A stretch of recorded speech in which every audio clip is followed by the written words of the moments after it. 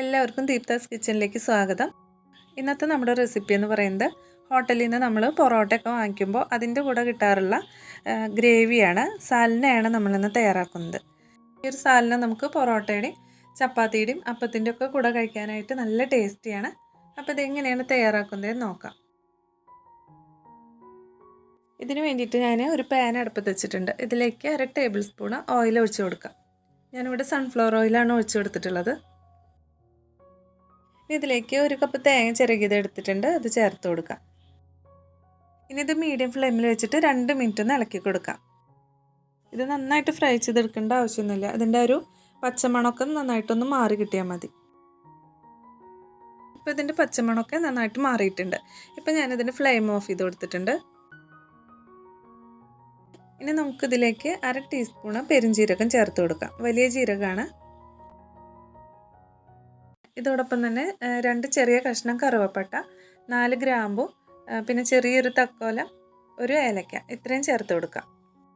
ഇനി ഇത് വറുത്തെടുക്കേണ്ട ആവശ്യമൊന്നുമില്ല. തേങ്ങയുടെ കൂടെ ഇതെല്ലാം ചേർത്തിട്ട് ഒന്ന് ചൂടാറാനായിട്ട് മാറ്റി വയ്ക്കാം. ഇനി ഇത് വേറൊരു പാത്രത്തിലേക്ക് മാറ്റാം. നന്നായിട്ടൊന്ന് ചൂടാറിയ ശേഷം നമുക്ക് അരച്ചെടുക്കാം. ഇനി ഈ പാനിലേക്ക് ഞാൻ 2 ടേബിൾ സ്പൂൺ ഓയിൽ ഒഴിച്ച് കൊടുക്കുന്നുണ്ട്.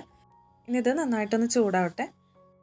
ഇനി ഇതിലേക്കൊരു 1/4 ടീസ്പൂൺ ജീരകം ചേർത്ത് കൊടുക്കാം. നമുക്ക് ഈ ഒരു സാലന ഹോട്ടലിൽ നിന്ന് കിട്ടുമ്പോൾ ജീരകത്തിൻ്റെ ചെറിയൊരു ഫ്ലേവർ ഉണ്ടാവും. അപ്പോൾ അധികം ആവരുത്. അതിന് വേണ്ടിയിട്ട് ഒരു 1/4 ടീസ്പൂൺ മാത്രം ചേർത്ത് കൊടുത്താൽ മതി. ഇനി ജീരകം ചെറുതായിട്ടൊന്ന് ചൂടായിട്ട് ഒന്ന് പൊട്ടി വരുന്ന സമയത്ത് ഇതിലേക്ക് 1/2 ടീസ്പൂൺ ഇഞ്ചി ചതച്ചതും 1/2 ടീസ്പൂൺ വെളുത്തുള്ളി ചതച്ചതും കൂടി ചേർക്കാം.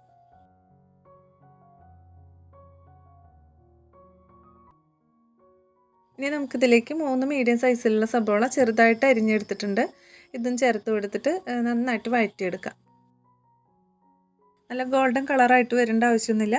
ഇതിൻ്റെ പച്ചമണമൊക്കെ നന്നായിട്ടൊന്ന് മാറി കിട്ടിയാൽ മതി. ഇനി ഇതിലേക്ക് 2 പച്ചമുളക് ചെറുതായിട്ടൊന്ന് കട്ട് ചെയ്ത് കൊടുത്തിട്ടുണ്ട്. അതും പിന്നെ കുറച്ച് കറിവേപ്പിലയും കൂടി ചേർത്ത് കൊടുക്കാം. മീഡിയം ഫ്ലെയിമിൽ വെച്ചിട്ട് ഏകദേശം ഒരു 3-4 മിനിറ്റോളം വഴറ്റിയെടുത്തിട്ടുണ്ട്. ഇപ്പോൾ ഇതിൻ്റെ പച്ചമണമൊക്കെ നന്നായിട്ട് മാറിയിട്ടുണ്ട്. ഈ ഒരു പാകത്തിൽ മതി. ഇനി ഇതിലേക്ക് 2 മീഡിയം സൈസിലുള്ള തക്കാളി കട്ട് ചെയ്തെടുത്തിട്ടുണ്ട്. ഇതും കൂടി ചേർക്കാം. ഇനി ഇതിലേക്ക് ആവശ്യത്തിനുള്ള 1 ടീസ്പൂൺ ഉപ്പും കൂടി ചേർത്ത് കൊടുക്കാം. ഇനി ഉപ്പും കൂടി ചേർത്ത് കൊടുത്തിട്ട് 2 മിനിറ്റ് ഒന്ന് ഇളക്കി കൊടുക്കാം. ഈ തക്കാളിയൊക്കെ നന്നായിട്ടൊന്ന് സോഫ്റ്റായിട്ട് വരട്ടെ. തക്കാളിയൊക്കെ നന്നായിട്ട് സോഫ്റ്റായി വന്നിട്ടുണ്ട്. ഇനി നമുക്ക് ഇതിലേക്ക് പൊടികളൊക്കെ ചേർക്കാം.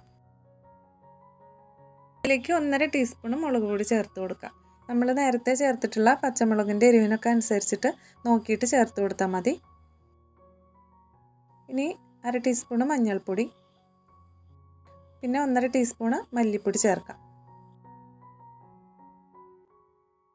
ഇനി 1/2 ടീസ്പൂൺ ഗരം മസാലപ്പൊടി. ഇതിലേക്ക് 2 ടീസ്പൂൺ ചിക്കൻ മസാല പൗഡറും കൂടി ചേർത്ത് കൊടുക്കാം. ചിക്കൻ മസാല ഇല്ലെങ്കിൽ ഏതെങ്കിലും മീറ്റ് മസാല ചേർത്ത് കൊടുത്താൽ മതി.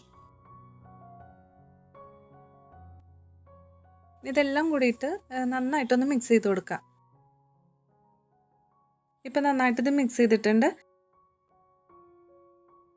ഇനി നമ്മൾ ഇതിലേക്ക് വേവാൻ ആവശ്യത്തിനുള്ള 2.5 കപ്പ് വെള്ളം കൂടി ഒഴിച്ചു കൊടുക്കാം. ഇതിൽ തക്കാളിയും സബോളയൊക്കെ വെന്ത് നന്നായിട്ടൊന്ന് യോജിച്ച് വരണം. അതിന് വേണ്ടിയിട്ട് നമുക്ക് ഒന്ന് മൂടി വെച്ചിട്ട് വേവിച്ചെടുക്കാം.